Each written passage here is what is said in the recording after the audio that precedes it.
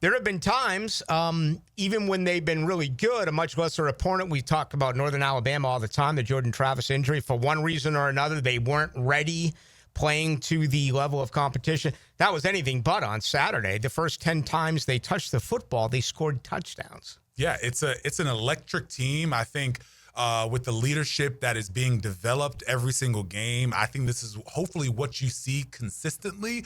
But it's a big test when you go against a team like East Texas A&M to see if we're going to capitalize. Now, how do you keep that realistic? You beat a good opponent, and it was good to see Alabama bounce back. Ty Simpson was 17 of 17 in Bama's victory over the Louisiana Monroe. I mean, you were supposed to clobber East Texas A&M. How do you kind of settle down and say, okay, big win, but there's still a lot of football left?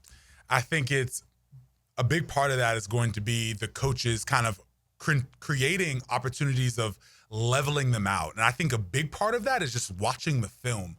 I looked at it.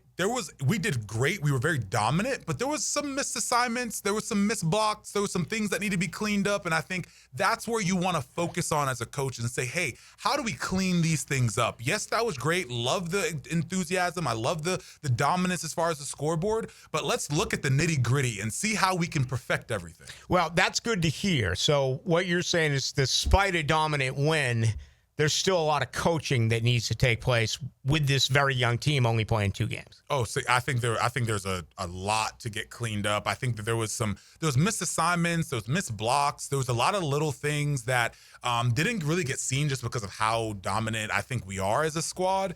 But there was a lot of things there that the coaches will hopefully emphasize. And after hearing what Tony White had to say and hearing what Norvell had to say, I think that those things are actually getting implemented this week as well as going to be next week. Now, Lawrence-Stample, our guest, won a national title with Florida State, also played with the Cleveland Browns. He's our Florida State analyst here on Into the Night with Rick Ballou. 90 players play, 4 quarterbacks. They all get in. I can't imagine what that must be like for the entire program, the entire roster, this early to get all those guys some work. I mean, it's so unheralded. They get no credit for being scout guys, whatever. But I would think it would make their life that much more joyful, getting out of the rack every morning, knowing that you were a part of this victory and how much more that will provide for them moving forward with this team. Yeah, I think when it comes to a Kent State and East Texas A&M, I think we paid them about $450,000 for them to come in and play us, right? Those things are important for development and for guys and young guys and everything, but I feel like a big part of it is going to be when you have a young player that may have gotten redshirted or they haven't developed yet and they get that opportunity. Yes, it's about showing the coach on the sideline that you're kind of ready for that, but it's really about for your parents in the stands that have been coming there for a year. Right.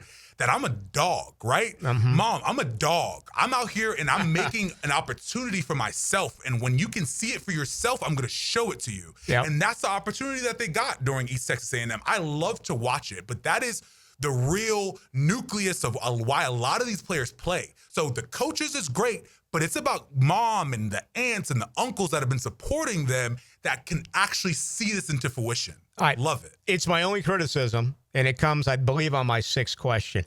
Man, I wanted to see Kevin Sperry play a little bit more. I wanted to see Brock Glenn play a little more. The way that my mind works, if anything happens to Castellanos, you're going to have to pick one of those two and immediately insert them in. I mean, I'm happy for Michael Grant. I love the walk-ons, but he got a lot of playing time. He got most of the 4th quarter. I was like, couldn't we see a little bit more out of the Florida State quarterback backups? Yeah. I think we definitely could have saw a little bit more. I think they're, as far as divvying up some of that playing time, just because there's not a ton of it. But I also think that it kind of attests a little bit to Gus' future thoughts, right? Like, where are we at in the future? I think Kevin Sperry is definitely going to be a good ball player. I think Brock Glenn, unfortunately, has kind of his role set. I think Gus wants to see what we got. Like, what do we have in the stable? Should we recruit more? Is this going to be one opportunity for us to see this guy play? So I think those are what we're looking a little bit further into the future than actually just right now. What is amazing to me is if you look at the leading rushers, and again, there's no sample size. There's only been 2 games. But Michael Danzy leads the team in rushing, 4 carries, 109 yards as a wide receiver. Then it's Thomas Castellanos. Then it's your sixth string tailback right here out of I think he's out of Fleming Island, in Samuel Singleton. Those are your top three rushers. Yeah. It's an interesting kind of dynamic, especially with obviously Sam Singleton, that big run that he got.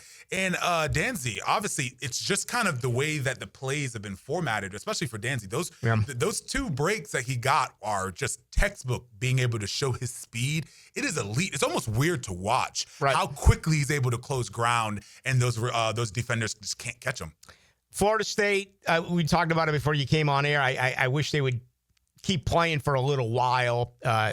That's not the case. We know it's the bye now for them this Saturday. Then it gets, with Kent State, then a Friday night against Virginia, then Miami. Your thoughts on the bye this early in the season for the Noles? So the bye is going to be important. I think so when you have a bye week early in the season, it obviously, it does seem a little bit weird, but it's important. You have a fall camp that is so long that as you go into that fall camp, you roll right out of it into your first game of the season. Obviously, we played Bama. Being able to then play East Texas A&M, get a break, get a real solid break, and then go into Kent State and then play regular conference play. I think the AD absolutely dialed that in because that's what you want. You have a game like East Texas A&M. You're able to get young guys out there, see if you're ready, see if you have some type of capability to be a role player this season. Then you go into the film room, you break it all down, see if you can actually fix some of these things going into Kent State. Are you coachable, right? Can you fix those things and then roll into conference play and see if we can actually get a couple guys, kind of pull them from the bottom? Unfortunately for Florida State, they lost Roydell Williams and Randy Pittman after the Alabama game. They did not play this past Saturday. Now you lose Squirrel White fairly early in this contest on Saturday with a hand. Reports out of God's country said that they believe he's going to be all right. Hopefully Virginia, if not certainly Miami. But, all of a sudden you're down three starters already on offense. You've only played 2 games. Yeah, it's something that you never really want to see. I think things can definitely be worse, right? So I think just being optimistic there, as well as being able to have this break, us coming up into Kent State, again, that kind of pushes that narrative of trying to make sure we are forcing young guys on the field. It was something that he got criticized a ton for last year, not playing enough young guys, believing too much in guys that haven't really believed in them or haven't even proven themselves. I think him making this stance on showing and putting as much young guys as he has in, it's really showing that he is trying to turn a leaf. He is trying to create a new narrative for himself as far as on the recruiting aspect of things, and hopefully it pays dividends down the line as far as longevity is concerned. I didn't know Tommy Castellanos had that type of an arm. He threw a couple of bombs on Saturday. Yeah, he did. And they were nice, especially to a big wide receiver that can actually catch the ball. Last year, it sucks. DJ wasn't good, unfortunately, overall. But even when he was good, we didn't have anyone that was considered a actual wide receiver one. So now for us to be able to have that as well as a quarterback that can throw it, that's what we're playing football. It's a throw and catch game. Yeah. We have to be able to have both. So that was awesome to watch. I wouldn't be surprised if we see him air it out a little bit more this next. It's a really interesting time because South Florida's been really involved in this. We know they beat Florida. South Florida goes to Miami this weekend. Of course, the Noles have Miami in a few weeks. Then Florida goes to Miami next weekend. It's like all of these things are kind of adding up. I tell you what is a huge surprise for me is that Florida State has been so dominant early on, and then Florida let one go, and it's like 180 from a year ago with what we were doing with Florida State. It's the same thing the Gators are doing right now when it comes to Billy Napier. Yeah, it's insane. It's like a full 360, and as Florida left the back end of the season, they looked great. We were like, holy smokes, next year's going to be crazy. And things don't obviously go into fruition the way that you think that they do. But all I do know is that it's hard to beat when you are betting on a horse race. A lot of people will bet sometimes on the horse. You bet on the jockey, right? You bet on the jockey. I want my jockey puking. I want him puking before he gets on that horse. Listen. I want him lighter. And Norvell is... it's really hard to beat something like that, to where you have someone who I think personally have always thought that is a great coach, him be under so much duress, right? Like it's hard to beat. And then you have a quarterback that comes in and is really trying to prove himself. He has all this doubt coming from all these different areas. The perfect storm.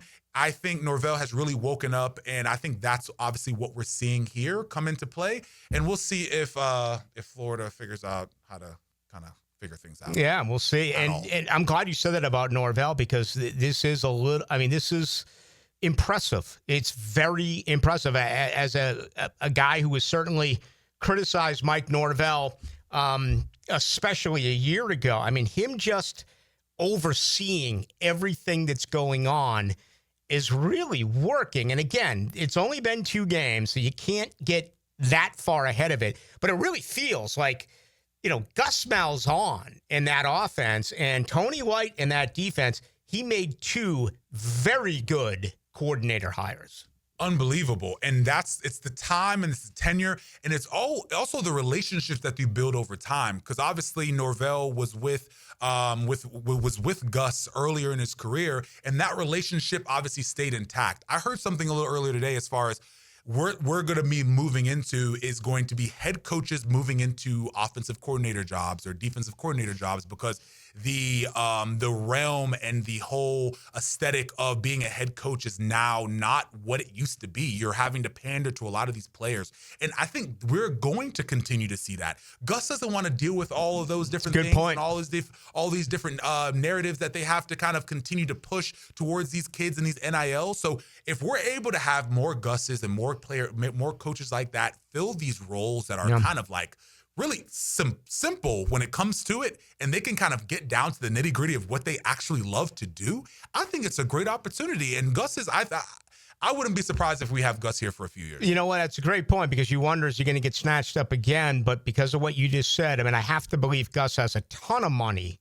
So it's not a financial situation. Do you want to deal with the new way of college football with NIL and parents and kids? Sure, go out and recruit your players and just run your offense. I certainly do hope you're right. Final one for you, Nile. Your small fraternity of former Florida State players, what's the reaction been like now 2 weeks in? So I would say, at least for the few guys that I have talked to, I think it's very much reserved. And I do want to make a point. Especially going into the season, I was a little bit skeptical. I saw some good things, but again, there was such a big drastic change that needed to be made that I'm very happy that we made it. But I am very optimistic when it comes to talking about Florida State football. But when I talk about that optimism, I talk about it on a precipice or on a point that there's got to be hard work backed up behind it, right? Like there's no, I think this player is going to be an impact. I think this is going to happen. That all has to happen with significant hard work coming from a coach that has to be able to push it, right? There's nowhere in between. But I talk optimistic about it just because I feel like if Florida State is going to do something, it is going to be great in some capacity. That has to be the thing and the vibe and the energy that we are always pushing towards that program. Rick Ballou here. Thank you so much for watching 1010XL Seminoles on YouTube.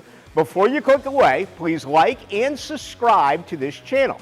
Be sure to check out other team-specific channels on 1010XL Network and YouTube.